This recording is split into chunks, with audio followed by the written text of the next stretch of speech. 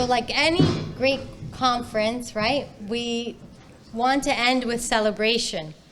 And in 2018, IP Osgood founded and awarded the first IP Osgood David Vaver Medal of Excellence in IP. Now, the award was created in recognition of my very dear friend, colleague, mentor, and world luminary in IP, and as I like to call him, il miglior fabbro. And I also like to call him professore, and he's the only one I will call professore, and that's Professor David Vaver. And of course, we heard from Dean Ziemer about his, how much he's just benefited and learned working with Professor Vaver, and so many of us have here in this room. I mean, if you just had if you were here for the previous panel, you will have been privy to his very witty and astute interventions, and that's, just on any number of topics, you will see him weigh in with class and intelligence and authority. So that's something that, I really cherish. And I feel very honored and privileged to have him at this great institution and to have named this award in his honor for the benefit of our students who are sitting here. So it's important really that I thought important to honor him because he was also, invested into the Order of Canada and for his incredible career as a leader in IP. So we commemorated that and we put together this award. Now, the thing is that since 2018, we've actually given the award on paper, but not really. Our students have never actually received the medal. And the medal was also a labor of love because we wanted to make sure, staying true to the values of Professor Vaver and artistic integrity and originality, we actually commissioned an artist to design the medal for us. So it's a beautiful medal, and you see in the poster there, but you will see it live very soon. And Aries Chung, of course, also designer for the Canadian Mint. So we were lucky to get him and design something that I think is also very fitting, if you know Professor Vaver, of his artistic style. And he is a very good connoisseur of art. The medal, the students, and all of this, we thought we need to do something because we have been largely deprived, really, due to the COVID-19 pandemic, and we wanted to make things better. So here we are. And every year, we've given the medal to a graduating student, either JD or in the graduate class, for not only academic excellence, but really exuding the spirit of Professor David Vaver. So that's key. They have to be involved and committed and involved in all things IP and technology at the law school, at York University, and in our community beyond. And I think I can say this with confidence that when I look at the recipients, they exude these qualities. Now, of course, any award ceremony would not be proper without some official remarks. And we've asked Justice Rothstein to prepare a few remarks in honor of Professor David Vaver and this medal ceremony. So, Justice Rothstein, the podium is yours.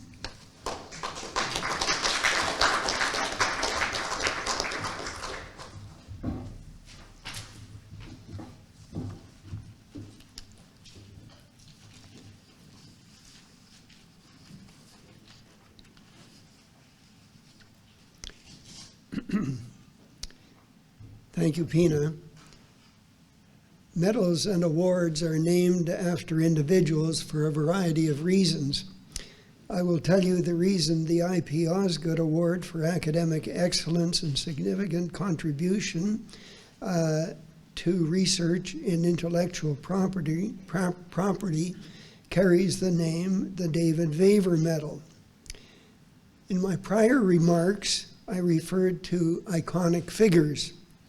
Professor David Vaver, one of the foremost academics of our generation, is an iconic figure. I have Professor Vaver's CV. It's well over 20 pages in length. I'm not going to read it to you. Rather, I'm going to tell you a story.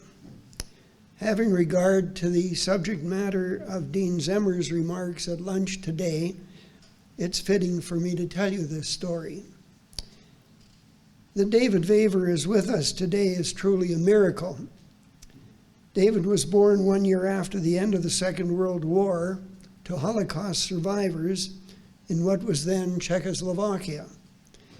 David's mother, who had been in hiding in Poland, was sent to Czechoslovakia by her brother early in the war. At the train station in Czechoslovakia where she got off, she approached a couple of local men to get directions. The younger man, about her age, was a fair-haired Czech farmer who told her it was some distance away, but he could take her there in his horse and cart. Along the way, he persuaded her that it was not safe to travel further, and instead found her some accommodation close to where he was living. She was young, about 21, and she was very pretty. She stayed with a woman who took her in that first day for the rest of the war. After some months, the young man revealed to her complete surprise that, like her, he too was Jewish, using false papers, and was an active member of the Czech resistance. David's mother was able to pass on information to the young man about train timetables she picked up from her cleaning job at the railway station, and thereby assist the resistance in disrupting German supply trains. The two married when the war ended and went to Cheb in western Czechoslovakia, where David was born in March of 1946. David's father worked in a typewriter factory in Czechoslovakia after the war. Eventually, the family went to Paris. David's mother had an older sister who had lived in Paris, but understandably, David's parents wanted to get as far away from Europe as they possibly could. The New Zealand government was looking for skilled people and granted refugee status to the family for them to sail to New Zealand. They all became naturalized New Zealand citizens very soon afterwards. David arrived in New Zealand at age 4, speaking only French. His first teacher had to buy a dictionary to be able to communicate with him until he began to learn English. David's father started a typewriter business in New Zealand by buying second-hand typewriters and repairing and reselling them. He did this in his spare time, as well as holding down 2 full-time warehouse and factory jobs. David's mother, who had wanted to be a fashion designer, made men's ties. David's parents were always grateful to the New Zealand couple who took the young family under their wing after meeting them at the refugee camp in New Zealand, where they lived when they first arrived. The New Zealand couple saw how hard David's parents worked and acted as guarantors for the first bank loans his father took out to set up his first shop. The business grew as David's father began to import European typewriters and offer a full repair service. David, from the beginning, helped his parents with the paperwork, especially the correspondence, until his parents added English to the half-dozen languages that they already had spoken. David also helped out at the shop after school and demonstrated typewriters by showing off his incredible speed at the keyboard. He was the New Zealand typewriting champion when he was 12, typing more than 120 words a minute on a manual machine. He beat all of the New Zealand top secretaries for the national prize and got his picture in all the newspapers. So there was an alternative opportunity for David if academics didn't work out. David's parents actually moved to Australia, where they set up a highly successful similar business importing and distributing typewriters from all around the world and selling and repairing them in shops they owned in several Australian cities. What a remarkable couple were David's parents, and what a remarkable gene pool to be the product of. I told you about Professor Vaver's CV. I'll summarize. David has been a professor of intellectual property law at the University of Auckland, University of British Columbia, Oxford University, and Osgoode, and continues at Osgoode. He could not have held these positions without outstanding academic credentials. I'm not going to go over them. Trust me, they are outstanding. He has won myriad teaching and other awards and appointments, including the Order of Canada. They say about academics, publish or perish. I have another 20 pages of David's publications. No fear of perishing for this workhorse. When I speak to lawyers about advocacy skills, I always start off by telling them to remember who their best teachers were. They were the teachers that understood the subject so well that they were able to simplify it and make it easy to understand. Because in a factum or in court, the lawyers are teaching the judges. All the judges want are simple, direct, and reliable explanations of the facts and the law.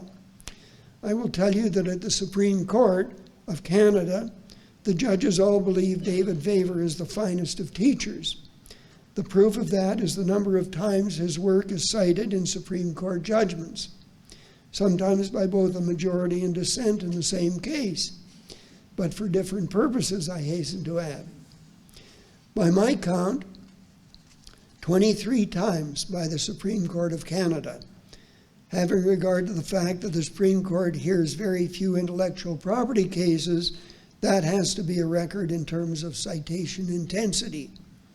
I doubt that there has been an intellectual property decision issued by the Supreme Court in the last 2 decades that hasn't referred to David Vaver's work. Indeed, his work was cited earlier this year in the SOCAN v. ESA case. According to Quick Law, his work has been cited hundreds of times in all courts. This is a remarkable attestation of the regard the bar and the bench have for Professor Vaver's scholarship. Intelligence, dedication to standards of excellence, uncompromising integrity, a sense of humor, all powerful qualities that are David Vaver. Those of us who have benefited from Professor Vaver's enormous contributions are indeed fortunate. Those of us who know David personally are all the more enriched. Those are the reasons why we have the David Vaver Medal. It's a privilege for me today to introduce Professor David Vaver.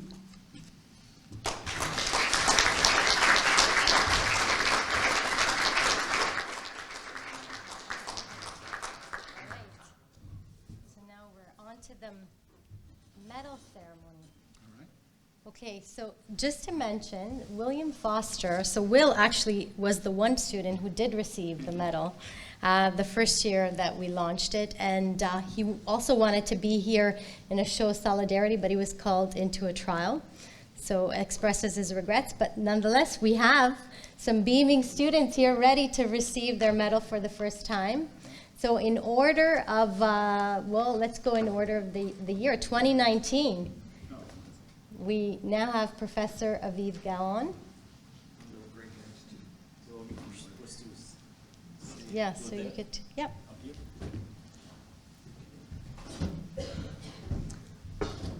And one thing I should note is that as professors, we like to give homework. So what I asked each of the students was to prepare no more than 2 minutes, some remarks, and this was the question. I'll share it. So what does this award mean to you? And how does it prepare you to engage with AI and emerging technology in your career? Okay, so thank you very much, Pina. Thank you, Professor Vaver and Justice Rochton. Professor Pina D'Agostino, the founder and director of AP Osgoode, and the co-director of the new ORU in AI Center, and Professor David Vaver, whom need no introduction or no further introduction, my Dean, Professor Lior Zemmer, Justice Rothstein, distinguished guests, friends, and colleagues. I'm truly honored to receive the David Vaver Medal for IP Excellence. This medal reflects, as Pina asked to say earlier, reflects the highlights of the academic journey I embarked back in 2015 when I stepped into these halls, anxious and excited. I first met Professor Vaver, I don't know if he remembered that, but I first met him when he attended the conference Professor Zemmer organized back on those days. And I vividly remember, and I think this is one of the key points that I want to make here. I vividly remember how deeply your remarks, Professor Vaver, touched me, and the discussions moved me toward this path that I took. Today I realized that during those talks and those discussions back then, the seeds for my academic journey were planted. Throughout the past several years, Professor Vaver and Pina and Lior guided me in the academic maze, or more truthfully to some of the professors that are here, the academic Machiavellian reality, as we can say, dealing with a lot of issues that some of them related to scholarship, but others not necessarily. Pina once told me, in secret, now I'm going to reveal that there is a secret club, a prestigious club, and I can't be prouder to be considered to be part of this club, and I'm obviously talking about the David Vaver Club. And it is my greatest honor to be considered to work with you, with Pina, and to be worthy of this reward. And I'm looking forward to continue the award, aspiring for academic excellence and bearing this medal in great honor. Thank you. Picture. You deserve it. You've written a couple of books too, so haven't you? This will, I guarantee this will get you a very good restaurant reservation as well. Congratulations.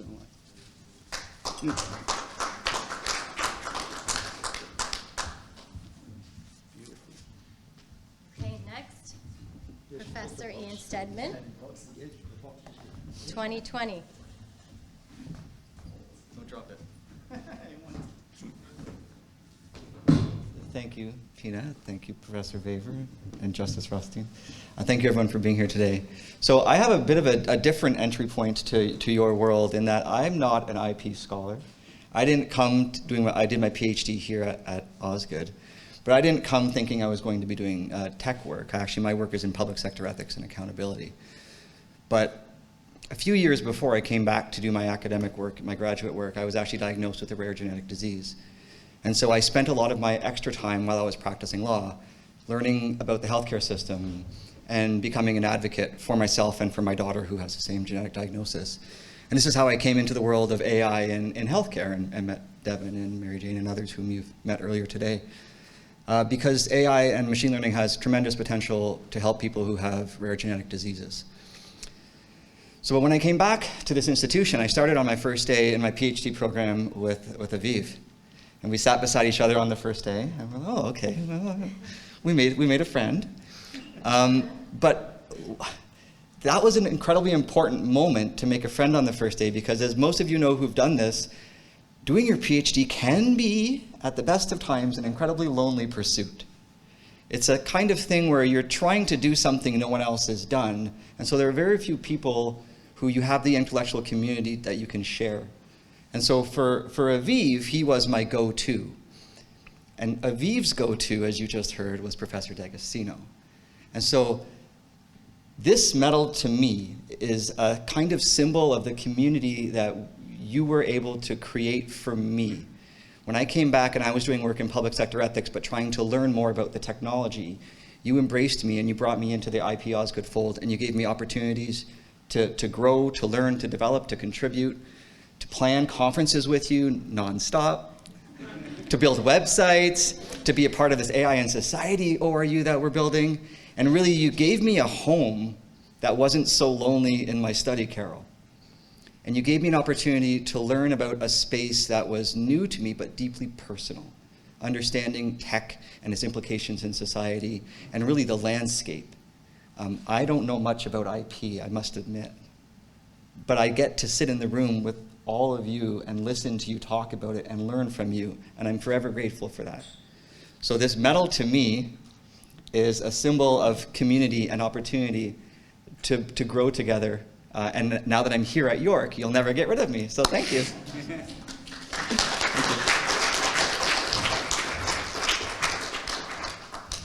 Well, this will make you an honorary IP person. Honorary? I won't answer any questions. Congratulations. Thoroughly deserved. All right, up next, class of 2021, Ryan Wong.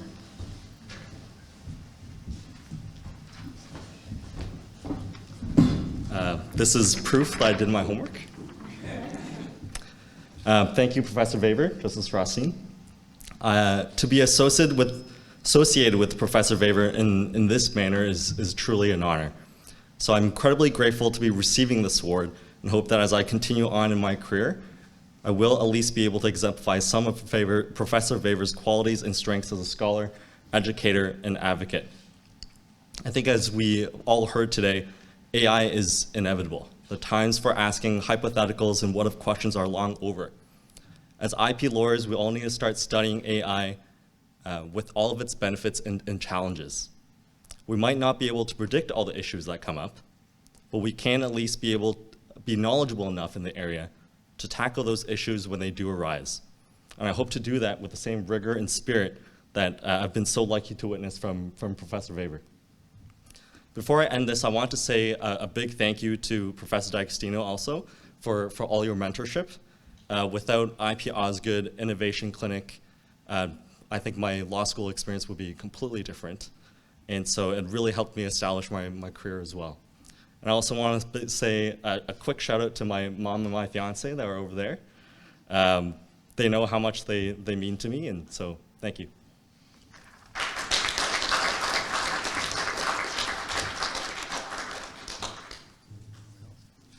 Congratulations. Thoroughly deserved it. And I'm glad to see that you're continuing in with the IPJ, right? Thank you very much. Fantastic.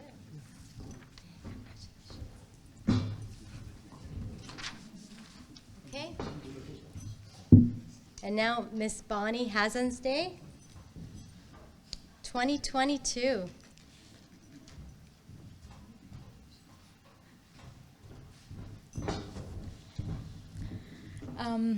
Thank you, Professor Vaver. Thank you, Justice Rothstein. I just want to take this opportunity to thank Professor D'Agostino and Professor Vaver for everything that they do for the IP community and the Osgood community. I came to law school not entirely sure about what I wanted to do with my career. And through IP Osgood, I found purpose, and IP Osgood made my law school experience so much more enjoyable. And it's all because of great leadership and commitment to the student experience. And this medal to me symbolizes possibilities, which means a lot to me. And I thank you for everything you're doing. And since this is an AI event, in my third year at Osgood, I had an opportunity to work on a research paper for the intensive on precision medicine and AI. And now that I'm articling at a research hospital, I see that the future of medicine really is AI. So it's all coming together for me, and that makes it all the more meaningful to me. So thank you so much. So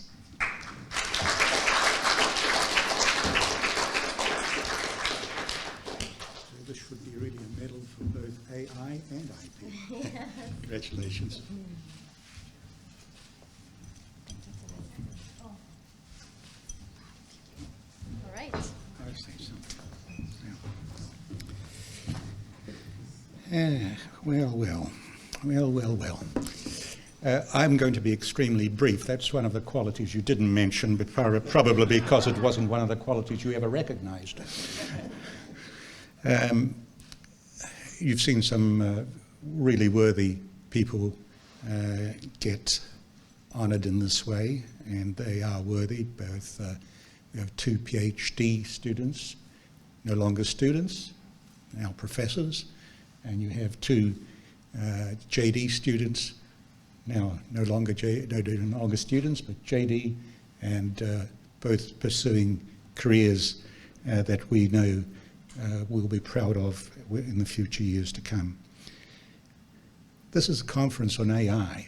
When I started off this in the neo-Platonistic era, there wasn't anything like AI. We had the latest technology was photocopiers, punch cards. You remember punch cards? Those were computers, or the data that you fed into computers.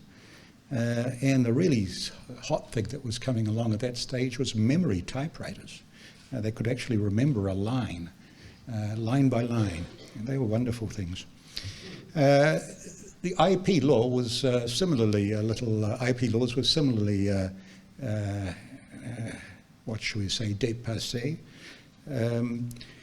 Rarely got amended. I remember very well just in 1987, somebody put the question to a member of parliament in the UK, why is it that it takes 20 years before you guys and gals change an IP law? It's because they are so, they create so much horror. You put in a law, you put in a bill that you think is completely innocuous, and all of a sudden the sky falls in on you from all sides. You had no idea that there are, what goes on here. So it takes 20 years, because that's about the general time that it takes for a member of parliament to get out of parliament, and some new fresh faces to come in who've no memory of how horrible the last experience was. So they'll take up the cudgels for an IP bill with great glee, only to find out it ain't a great thing after all. Wins you no votes whatsoever, probably loses you votes. So that's been the unfortunate experience of how IP laws don't get changed that much. Well, they are now. I think they're getting changed, but only bit by bit by bit. You look at the old Copyright Act, and you can see the 1921 Copyright Act sitting in there in the middle with bits bolted on, right? And that was a copy of the 1911 Act of the United Kingdom. And so it's all there, but at least that's better than the Patent Act, which has remnants of the 1793 US Patent Act there. So we can be inventive in all sorts of things, except patent laws. That's the last thing we want to do. IP was not taught very much in 1970, 1971, when I first started teaching in Canada.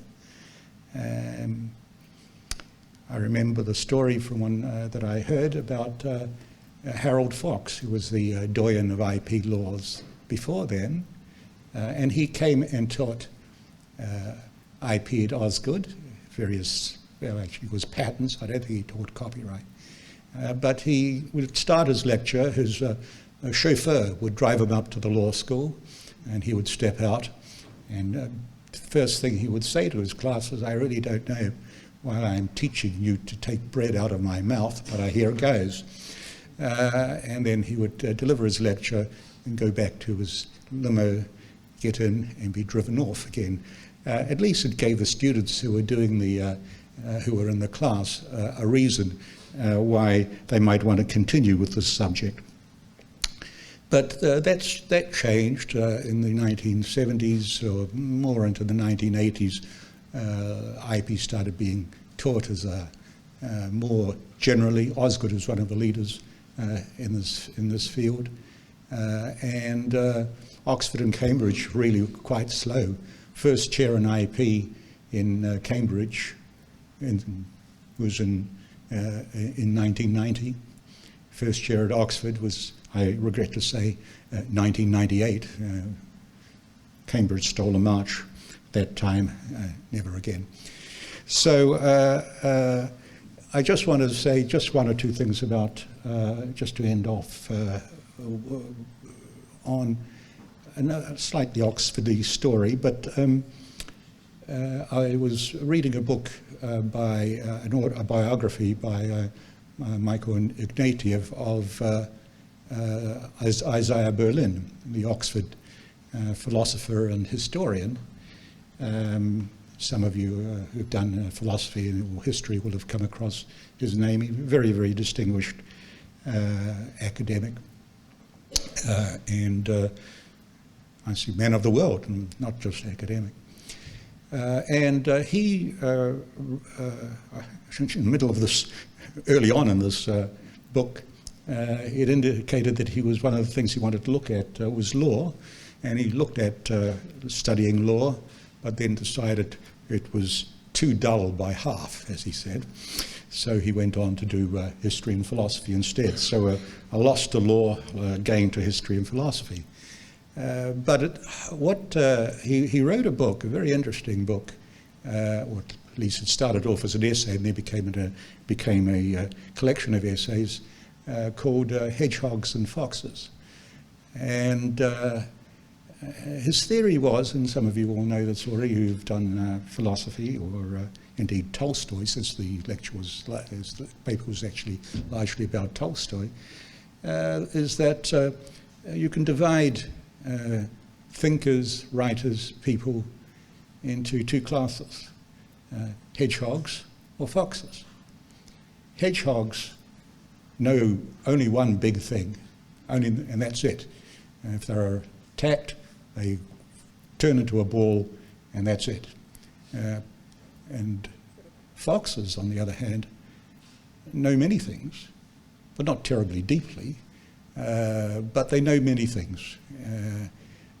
If they are attacked, they know ways of avoiding attack, and doesn't involve rolling up into a ball. And that goes for ideas, history of ideas, and law as well. And it occurred to me that when you're thinking about IP or AI, you can't be a hedgehog.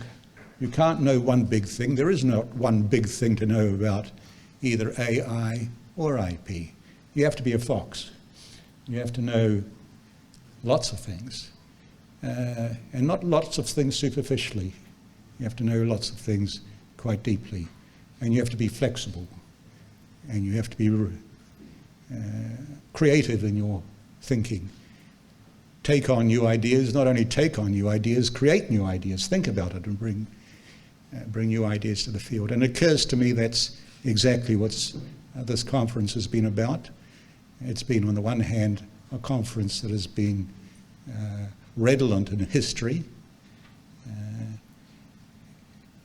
and at the same time, it's been a conference that has been very much forward-looking, dealing with a technology and with a subject that is dynamic, always on the move, and with various pressures and stakeholders having input into it. And so I want to say to all of the 4 recipients that we have here of the medal, they have, I think, proved to be foxes, and I hope that they will continue being foxes, clever foxes, and never a hedgehog. Thank you.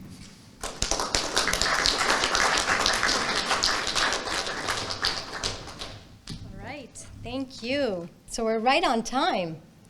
So I think you should have the last word, Professor Vaver. So I'm just going to close this incredible conference with a big thank you to all of you. When I first started, and with my opening remarks, I said that I talked about bracing for impact.